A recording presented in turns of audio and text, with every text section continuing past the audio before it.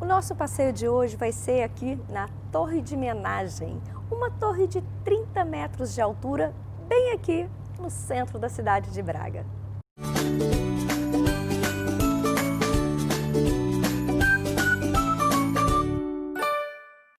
Para quem vier visitar a cidade de Braga, a Torre de Menagem é um bom ponto de partida para os passeios, porque daqui você vai ter uma visão geral dos principais prédios da cidade atual.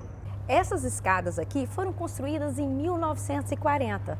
Ela não pertencia à estrutura original, mesmo porque, na época, a Torre de Menagem, até pelo seu significado, como para a defesa, as pessoas se refugiavam, o rei se refugiava lá dentro e o acesso era apenas por uma escadinha de madeira, que em caso de ataque, jogava-se a escada no chão e estariam todos protegidos.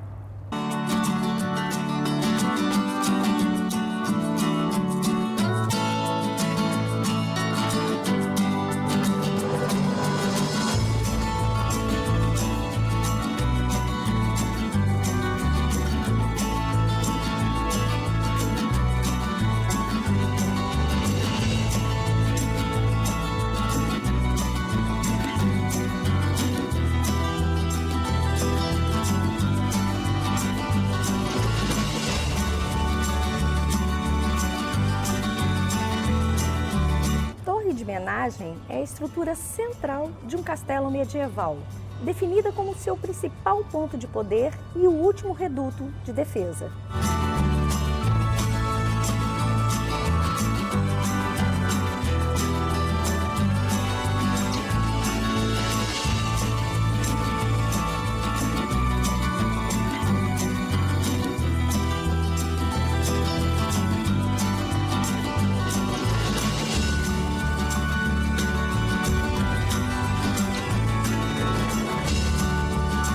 Na fachada, ainda se vê o brasão de armas retificado no século XIV à ordem de Dom Dinis, para reforçar as defesas do território.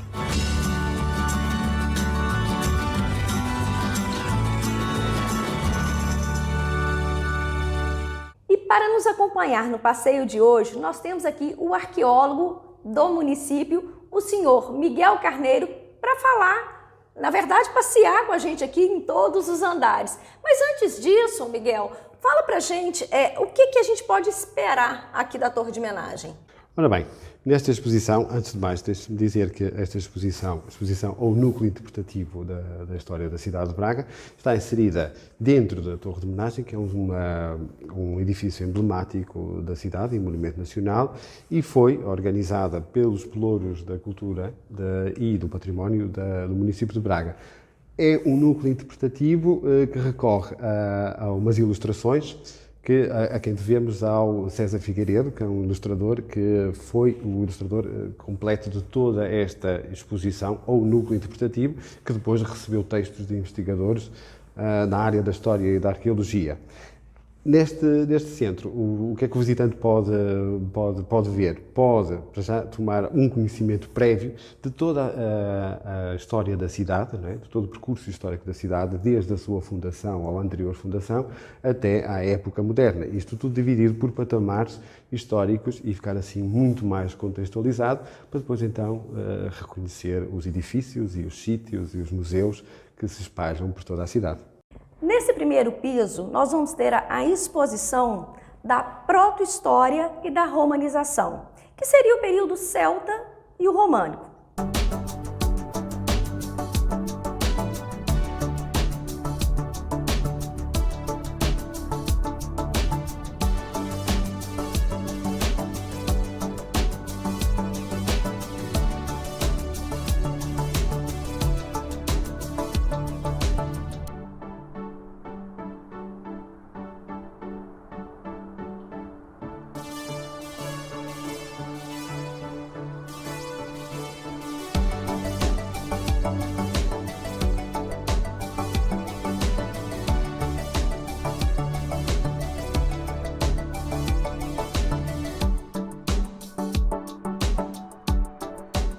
Então, nesta fase aqui, nós estamos no placar da proto-história, ou seja, comumente chamam de Celta, mas nós preferimos chamar da Idade do Ferro, e sabemos que o território, antes da romanização, antes de se fundar Bracara Augusta, já era ocupado por uma civilização, a que nós chamamos de Castreja.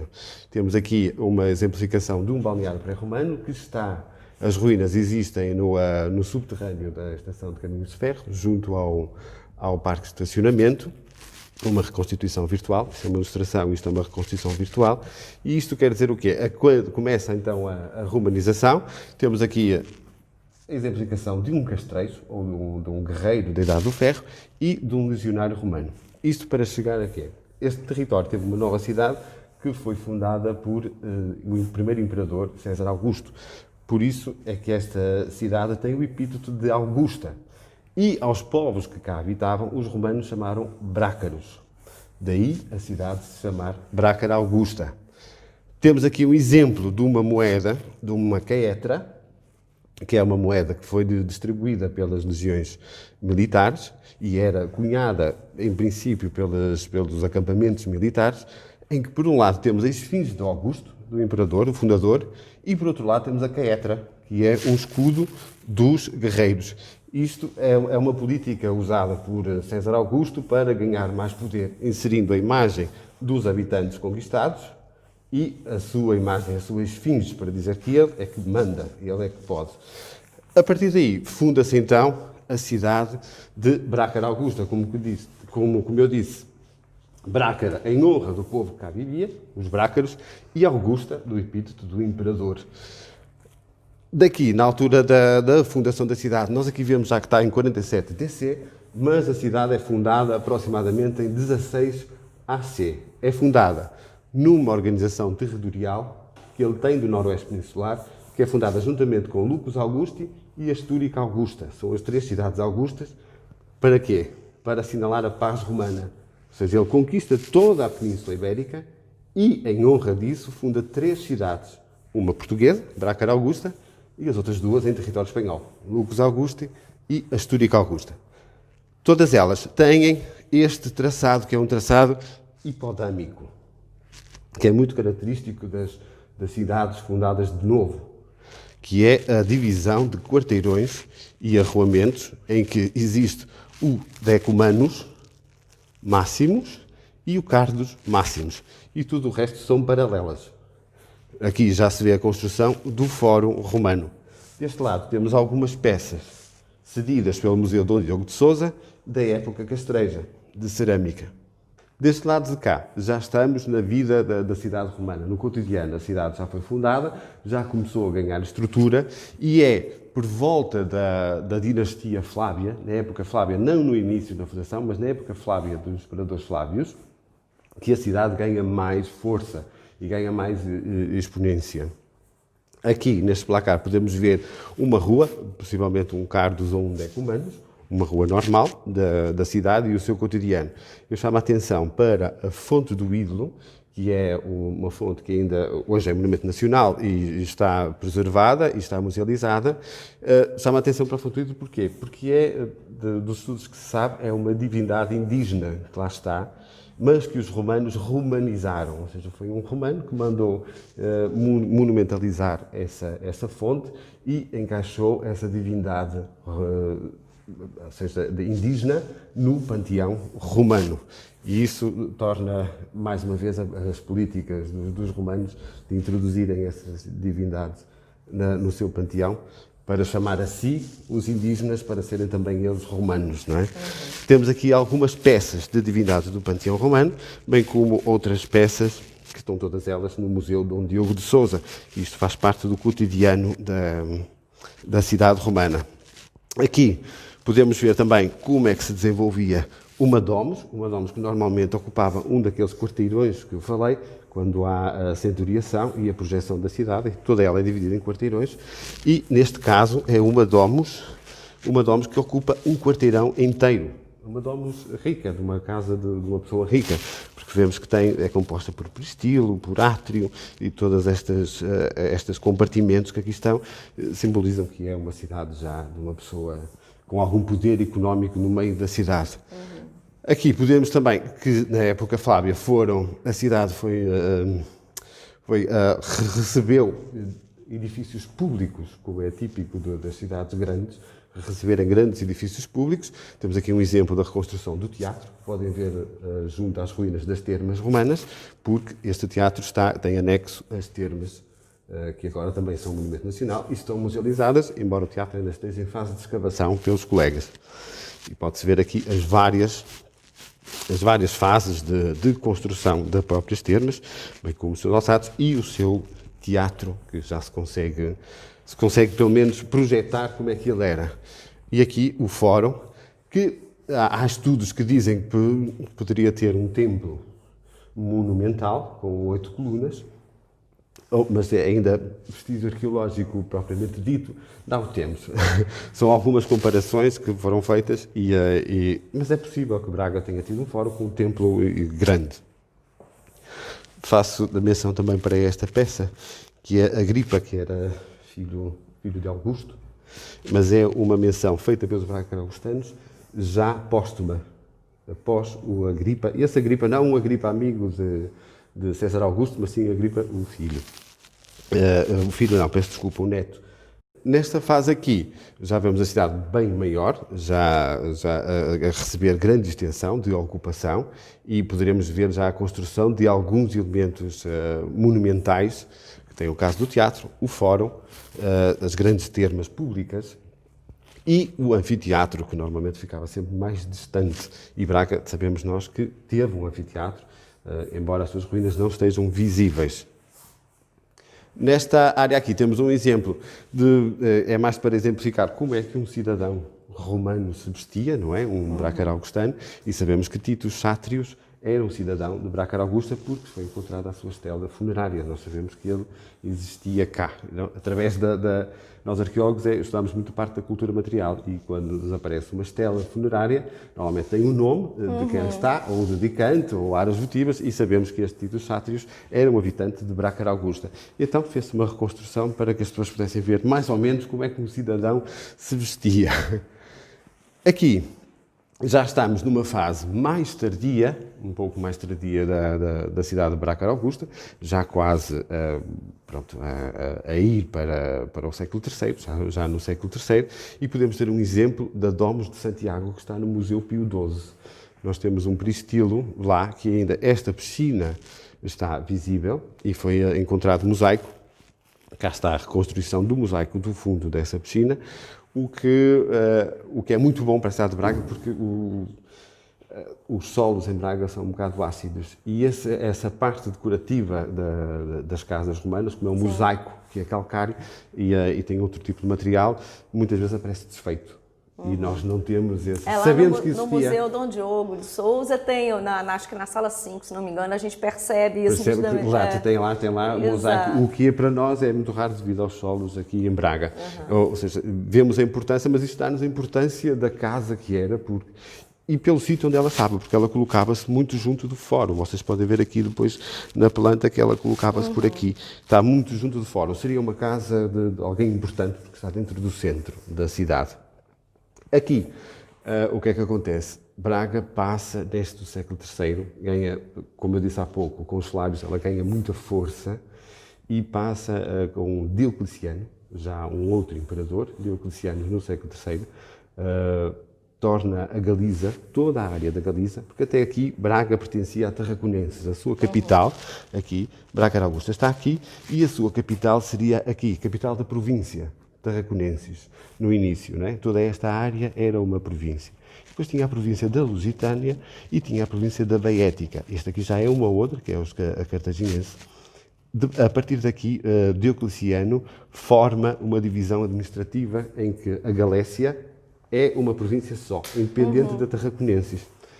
E a cidade mais importante que a Galécia tinha era Bracara. Bracara Augusta passa a ser a capital dessa província.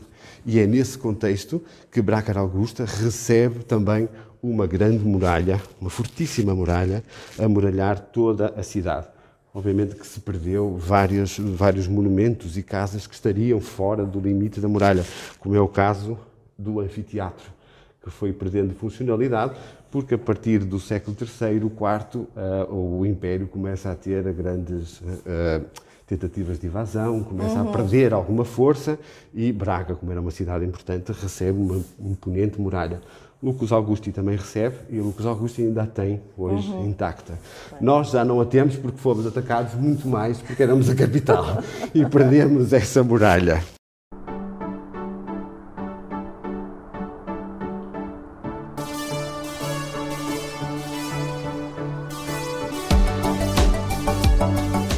Já no segundo piso, nós podemos observar o período suevo-visigótico até a fundação de Portugal.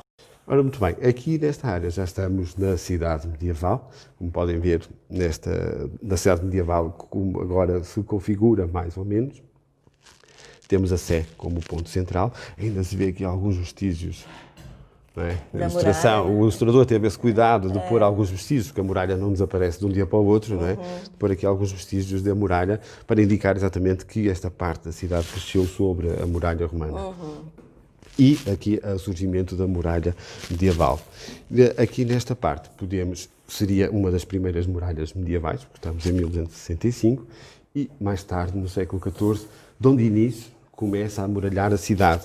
Começa com Dom Dinis, mas depois ela é reforçada fortemente por Dom Fernando, porque a cidade é tomada pelo rei de Leão, acaba por ser tomada pelo rei de Leão, e Dom Fernando, na Reconquista, reforça a cidade de Braga com uma grande muralha, onde constrói esta torre de homenagem, tanto Dom Dinis e Dom Fernando reforçam, esta torre de homenagem onde nós estamos. Onde exatamente nós estamos. Nós estamos no centro da muralha, que vemos já naquele placar, estamos dentro da muralha, na torre de homenagem. E começa então a reforçar, ou seja, uma arquitetura militar que a cidade recebe face às investidas espanholas, castelhanas no caso, castelhanas e leonesas. E recebemos uma grande muralha, que hoje em dia só sobra a torre de homenagem.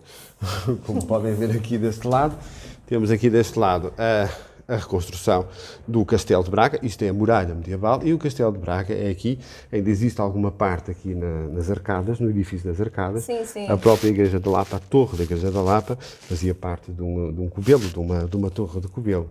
Nós estamos aqui, dentro da torre de homenagem, esta parte aqui, que seria o último reduto dos castelos. Aqui salientamos este tipo de marcas. Isto são marcas que vocês verem pelas paredes todas do castelo, da torre, existem. Isto são assinaturas de cantoneiro, de pedreiro. Era feita a encomenda aos pedreiros para trabalhar a pedra e cada um com a sua oficina tinha a sua marca. Temos aqui algumas marcas. Por isso é que se vê na parede, nas paredes se vê várias marcas distintas. Não é nada esotérico, não é nada disso. São simplesmente assinaturas dos pedreiros para dizer e para contabilizar quanta pedra é que deram para aquilo, para depois ser pago, não é? E tem aqui vários tipos de marcas que eles assinavam. Esta aqui é muito bonita porque faz lembrar um baco. Falar isso não é nada esotérico e realmente remete. Muitos visitantes tipo, acham que aquilo que é uma coisa esotérica, do oculto. Não, não é. É uma assinatura só do pedreiro. É só uma marca de pedreiro, nada mais.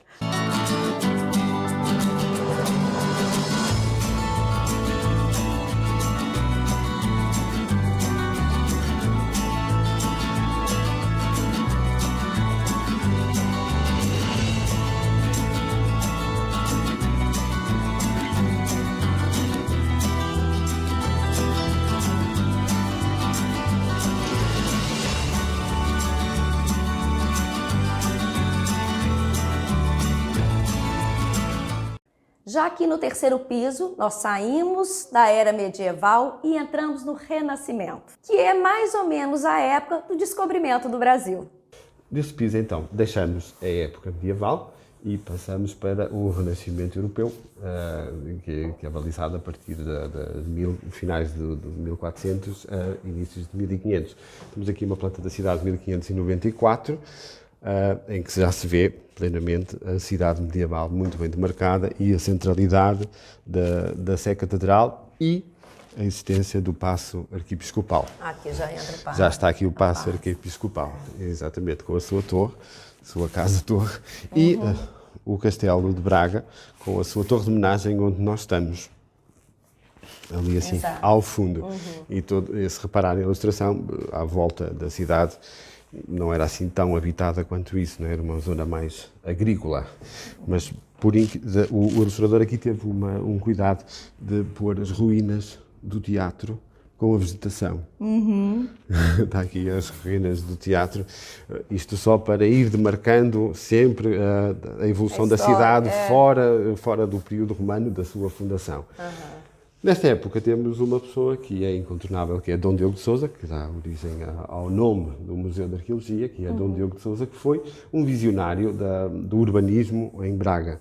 Ele estudou em Roma e veio com ideias do Renascimento europeu e começa a reestruturar a própria cidade, abrindo praças e ruas mais largas, que é o caso que vai acontecer na Rua do Soto, o Arco da Porta Nova e algumas praças que ele cria dentro da cidade, ou seja, vai alterar todo o urbanismo medieval para uma coisa mais ampla, menos que é muito obscura. que a gente consegue perceber hoje. Exato, né? Hoje em dia consegue-se perceber tudo o que é áreas mais largas no centro histórico, foi Dom Diogo de Sousa que mandou reestruturar. Exato. Temos aqui um exemplo do mapa, hoje em dia mais conhecido e mais antigo do que se conhece de Braga, que é atribuído a Browning, que é um mapa de 1594, em que se vê, este mapa tem um erro de perspectiva, como é notório, não é?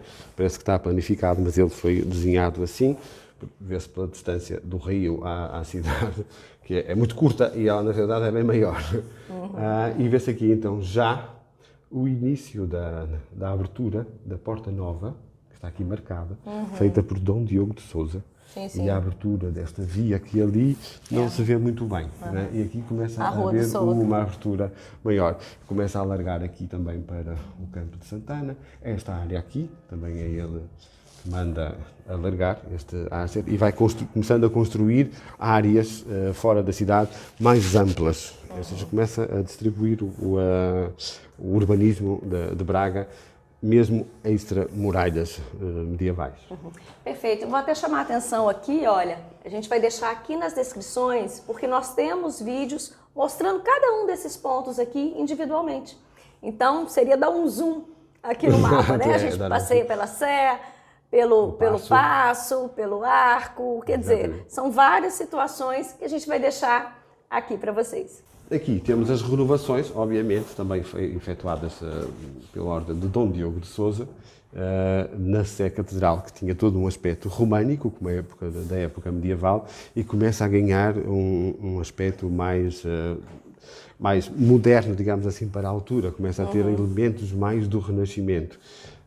Tem aqui, já no século XVI, ela é o século XII, ela é assim um período românico bruto, forte, e aqui recebe uma Galilé. E concebe a Galilé que lá está, hoje em dia, que tem toda aquela arquitetura manuelina, exatamente, é colada à Sé. Ela não está de raiz. Foi Dom Diogo de Sousa que manda construir ao estilo, se vocês verem por dentro, ao estilo manuelino da arquitetura. Tanto isso, como a Capela Mor, não é? Tem todo um estilo manuelino, mandado, e tem as armas de Dom Diogo de Sousa. E cá está as traseiras, onde está a Rua do Leite, a Rua Nossa Senhora do Leite, e a imagem de Nossa Senhora do Leite. Que é uma imagem importantíssima, mas isso já dá para outra história. No vídeo do Museu da Sé a gente explica. E falam a correlação dela com a deusa Ísis. Não chegou a falar, a gente falou só que a original já não está mais lá fora, está lá dentro do museu. Lá dentro, porque muito próximo daqui, desta imagem, tem mais à frente uma epígrafe de uma sacerdotisa do culto da Ísis, de Braca da Augusta. O que é interessante, ter ali uma coisa dedicada à deusa Ísis e termos aqui uma Senhora do Leite, porque as duas são representadas a dar de mamar. A Ísis romana e a Senhora do Leite.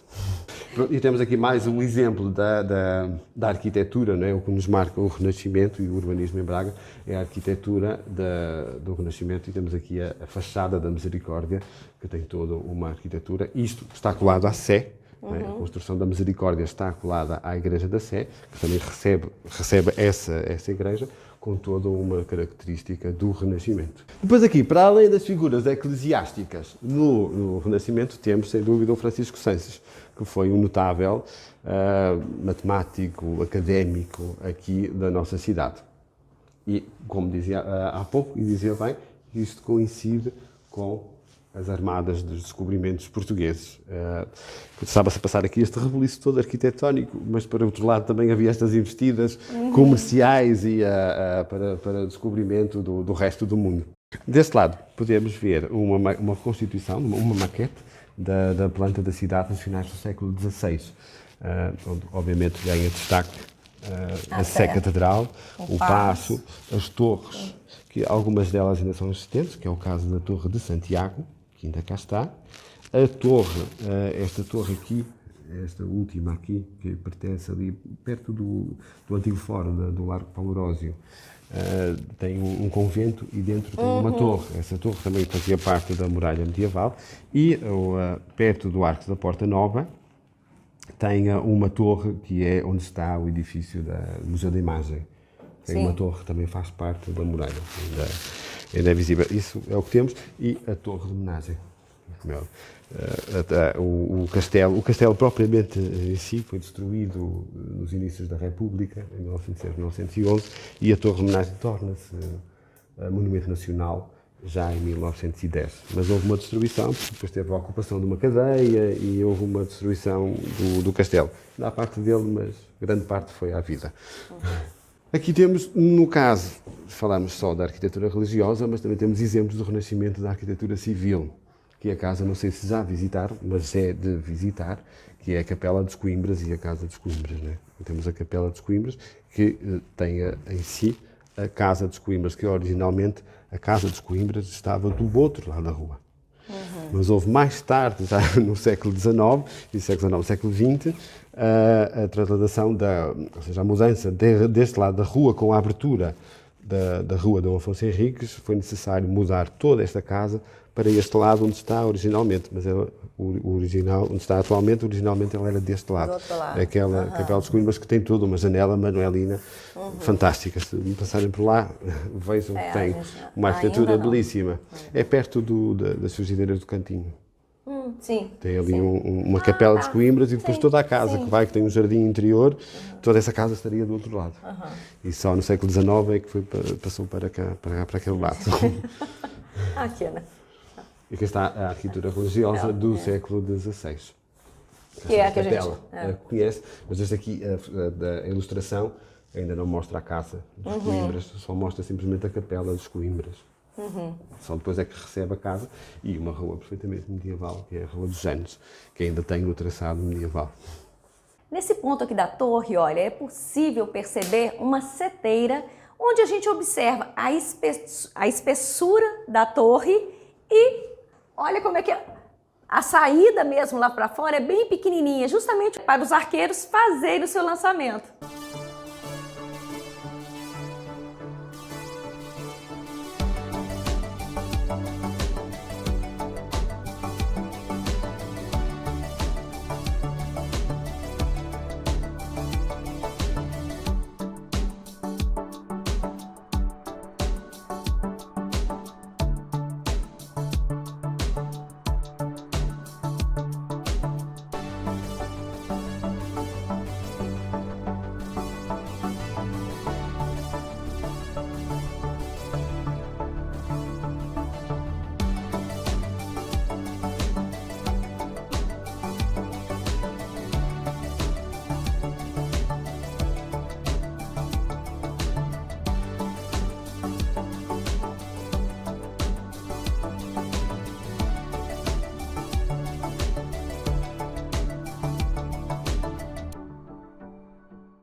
Aqui nós chegamos ao quarto piso. Chegamos agora ao barroco e ao rococó. Ora bem, aqui já estamos então no barroco e no rococó até à época moderna, até à modernidade, cerca do século XVIII, XIX.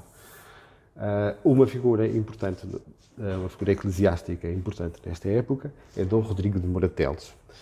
Foi um arcebispo de Braga e que é o patrocinador de algumas construções eclesiásticas da época do barroco, nomeadamente a Igreja de São Vítor, a Igreja de São Vicente, que tem uma fachada belíssima, e alterações, mais uma vez, na Catedral. A Catedral mais ainda. Recebe então a Catedral toda a fisionomia que tem agora da época do barroco. Acrescentada à Galileia do Diogo de Sousa ele depois reconstrói toda, embeleza. Olha que linda essa evolução, não A é? evolução. Ainda bem que o arco Aqui, ó, românico ainda se mantém. românico, renascimento E o barroco. A Fantástico. Sé é um bom exemplo a se visitar porque conta Dessa grande evolução, parte da história de Braga. Porque os arcebispos vinham e faziam as suas alterações, digamos, no seu reinado, no seu estado. Eles faziam alterações na própria catedral. E estas são aquelas mais importantes, mais emblemáticas. Temos outra figura, já civil, que não é religiosa, que é André Soares, o grande arquiteto e responsável pelo barroco e a introdução do rococó nos palácios bracarenses. Aqui, já na planta da cidade, do século XVIII, a configuração um pouco se altera, digo, no centro histórico, porque depois, para baixo, já teve outras alterações, que são da época contemporânea. Não é? Mas já vemos aqui alguns edifícios que foram construídos. Isto aqui é o antigo Governo dos Remédios, isto aqui é o hospital, a Igreja de Santa Cruz, algumas coisas que foram extramuros, que foram extrapolando e foram a cidade, ou seja, um crescimento da cidade. Aqui já vemos o edifício da Arcada, da Lapa, que está aqui já ao lado, não é? Que está anexo ao castelo. E depois, mas ainda continuamos, o ilustrador teve sempre esse cuidado de ir de mostrar onde fica. o que era ruínas que estavam por ali pelos campos da época da época romana, né? Da época primordial de Bracara Augusta. E aqui também se pode. Para o visitante é sempre bom para poder comparar o que é que a cidade cresce, ou evolui, ou se transforma e ter estas comparações, o que é bom. Ou seja, é interessante que a pessoa vem aqui à Torre de Homenagem, passeia por toda essa evolução. Exatamente. E a partir daqui distribui para os outros sítios. Distribui para os outros sítios todos, para os ver na realidade, não é? Exato. Mas a partir daqui fica contextualizado do que é a história de Braga, dos seus monumentos, pelo menos os mais principais, não é? Obviamente, depois quem for da área da história pode explorar muito mais. Com certeza. Pode explorar muito mais. Aqui no André Soares, este piso obviamente é dedicado a André Soares e a um outro, que é seu sucessor, que é Carlos Amarante. Temos André Soares, temos os palácios, não é? A casa do município, do edifício do município. Aqui ainda não está totalmente o corpo lateral, ainda falta ali um corpo lateral, mas vê-se perfeitamente toda a arquitetura barroca, belíssima. Aqui é interessante que quando a gente foi visitar, na hora que você entra na escadaria, a gente percebe que ela não está centralizada, justamente porque o corpo foi reconstruído, depois não foi tudo construído da mesma forma. São detalhes que a gente, se não nos contar, não percebe. Não se percebe, não se percebe. Podem pensar que foi um erro arquitetónico, pronto, um erro arquitetónico, mas não. Aquilo tem a ver. São sempre construções que são muito grandes, não é? E demoram tempo a construir, não é? Não têm as mesmas tecnologias que temos hoje em dia. Na altura, a coisa era bem mais complicada de construir. Daí se vê a imensidão da obra, deveria ser valiosíssima. Outra casa que também é da assinatura de André Soares é a Casa Rolão, onde está uma papelaria agora, que é a 100ª página. Sim. Tem um edifício belíssimo também do Porto. E o Palácio do Raio, a gente registrou também. É uma coisa do barroco fabulosa. É maravilhoso. Aqui temos outra figura muito importante eclesiástica, mais associada à assinatura de André Soares, porque ele manda construir o seu próprio palácio, que é Dom José de Bragança. José de Bragança foi arcebispo de Braga, mas tinha a particularidade de ser filho do rei. A importância do arciprestado de Braga, da diocese, e tomar poder sobre isso era bastante elevada, porque até os filhos, os príncipes ou bastardos tinham sido ou foram nomeados arcebispos de Braga, com o culto de Braga. E ele manda construir este palácio anexo ao Paço Medieval, que é a Biblioteca Pública. Que é a Biblioteca Pública, que foi o Paço de Dom José de Bragança, que é também outro exemplar, com a assinatura de André Soares. O espeto do Rococó. Maravilhoso. Que é o Santuário de Santa Maria Madalena, também ele atribuído a André Soares e a Igreja dos Congregados. Que é a da Praça da República. Exatamente, perto da Praça da República, aqui sem a torre ainda. Sem uma das torres, que depois também caiu. A gente, quando nós fomos filmar o Museu Nogueira da Silva, a gente percebe, quando você para olhar, a gente percebe que foi construída depois. Sim, porque ela também depois teve um problema, mais tarde, já no século XIX, que caiu, penso eu, que caiu a torre e ela teve que ser toda reconstruída novamente, esta torre deste lado. E aí foi o Nogueira da Silva que... Exatamente. Tá vendo? Está aprendida a lição. Estou estudando. Depois aqui temos o sucessor, o arquiteto sucessor de André Soares, que é Carlos Amarante, também ele uma figura importante. Este penso que está sepultado no Porto, porque ele nasceu em Braga, mas depois foi para o Porto. As obras emblemáticas dele são o Bom Jesus, que começou com André Soares, que agora é Património Mundial, começou com André Soares, mas depois quem o termina, isto não há provas factuais tão exatas, não é? Mas quem termina seria Carlos Amarante. A assinatura é de Carlos Amarante, do Bom Jesus, do Santuário do Bom Jesus, o Arco da Porta Nova, a Igreja do Popolo e o Hospital de São Marcos, frente à Praça Carlos Amarante, não é? Onde que é depois também tem, né? que é lindíssimo. É um edifício lindíssimo. E aqui, pronto, temos então o exponencial barroco na arquitetura da cidade de Braga. Do outro lado, já temos mais já a época moderna, não é? Um pouco da época moderna, já com litografia. Aqui ainda temos o Santuário de Bom Jesus, lá está, como disse, atribuído a Carlos Amarante, que agora passou a ser Monumento Nacional, Monumento não, de Património da Humanidade, o que é justíssimo pelo santuário que é. E depois então aqui uma perspectiva já de litografia, ou seja, de desenhos da Braga moderna, já após o barroco e até aos nossos dias. Temos aqui, penso exatamente, o Convento dos Remédios, que atualmente não existe, mas foi destruído, e era também um exemplar lindíssimo, que era no Carlos Amarante. Deste lado tínhamos aqui o Hospital de São Marcos e aqui o Convento dos Remédios.